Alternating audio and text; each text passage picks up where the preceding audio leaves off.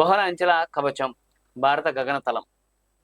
భారత్ ఎంతో వ్యయ ప్రయాసాలకు వచ్చి సిద్ధం చేసుకున్నటువంటి సమీకృత గగనతల రక్షణ గ్రిడ్ అగ్నిమాపక పరీక్షను తట్టుకుని నిలబడింది. ఆ దేశానికి ఎదురయ్యేటువంటి ముప్పులను సమర్థవంతంగా కాచుకోవడం సత్తాను రుజువు చేస్తోంది. గురు శుక్రవారంలో పాకిస్తాన్ ప్రయోగించినటువంటి క్షిపణులను మన గగనతల వ్యవస్థ మార్గ మధ్యలో కూల్చివేసింది. తోడల మందల విరుచుకుపడ్డటువంటి డ్రోన్లలో చాలా వాటిని పేల్చేసింది.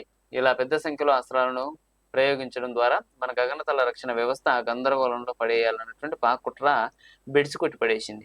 ఇది గ్రిడ్ సిస్టమ్. ఇక్కడ చూసుకోండి, 400 కిలోమీటర్ల పరిధిలోని అస్త్రాలను కూల్చగలదు, 600 కిలోమీటర్ల దూరంలో లక్ష్యాలను ఛేదించగలదు, గుర్తించగలదు. చూసుకోండి, భారత దీర్ఘశ్రేణి గగనతల రక్షణలో S-400 వెన్నెముకగా ఉంది.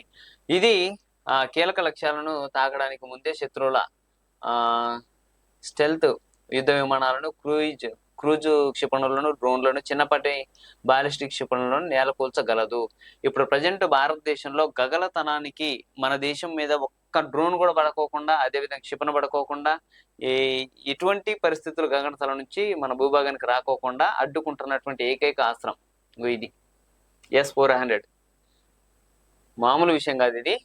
ఇది మనోహర్ పారికర్ గారు రక్షణ శాఖ మంత్రిగా ఉన్నప్పుడు అనుకుంటా, ఐ థింక్, నాకు తెలిసి దీన్ని కొనుగోలు చేయడం జరిగింది. ఆ రోజులలో ఇప్పుడు ఉన్నటువంటి ప్రభుత్వాలు కూడా చాలా వరకు ఇంత ఖర్చు పెట్టేసి కొనుగోలు చేయడం అవసరం అన్నటువంటి పరిస్థితులు కూడా కనిపించినాయి. కానీ వెనక్కి దక్కకుండా కొనుగోలు చేసినాం. చూడండి, ఈ రోజు మన దేశం మీదికి ఒక్క అంటే దాడి కూడా జరగకోకుండా, మన భూభాగంలో ఒక్కరికి కూడా ఇబ్బంది కలగకోకుండా ఇది కంటికి రెప్పలా కాస్తున్నటువంటి పరిస్థితి. అందుకోసమనే రక్షణ రంగానికి సంబంధించి ఎటువంటి వెనకబాటుతనం లేకోకుండా, వెనకడుగు వేయకోకుండా చర్యలు తీసుకోవాలి, పరిజ్ఞానాన్ని పెంపొందించుకోవాలి, ఆధునికమైన సంపత్తిని సమకూర్చుకోవాలి. దానికి మన దేశం ఎప్పుడు ముందుండాలనేది మనస్ఫూర్తిగా మనం కోరుకుందాం. మన దేశానికి సంబంధించిన పౌరులు ఈరోజు సంతోషంగా ఉంటున్నారు అనేసి అంటే ప్రధానమైన కారణం మన దగ్గర ఉన్నటువంటి సైన్యం, ఆ సైన్యానికి ఉన్నటువంటి అత్యంత ఆధునికమైనటువంటి టెక్నాలజీ, వాళ్ళకు ఉన్నటువంటి ధైర్య సాహసాలు. దీన్ని మనం ఎప్పటికీ కొనియాడాల్సినటువంటి పరిస్థితి ఉంది. అవును అనుకున్న వాళ్ళు జై హింద్ అనేటువంటి ఒక కామెంట్ అయితే పెట్టండి.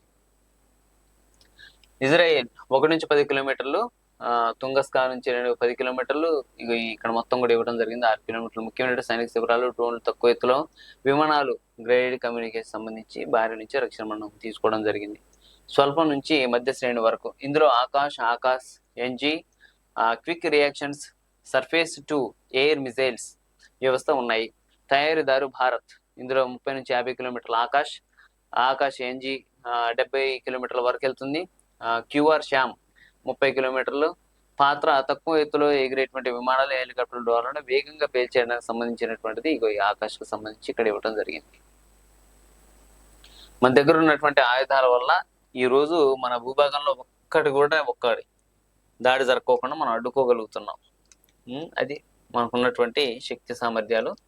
మన దేశాన్ని ఎంత కొనియాడినా సరే సంతోషమే.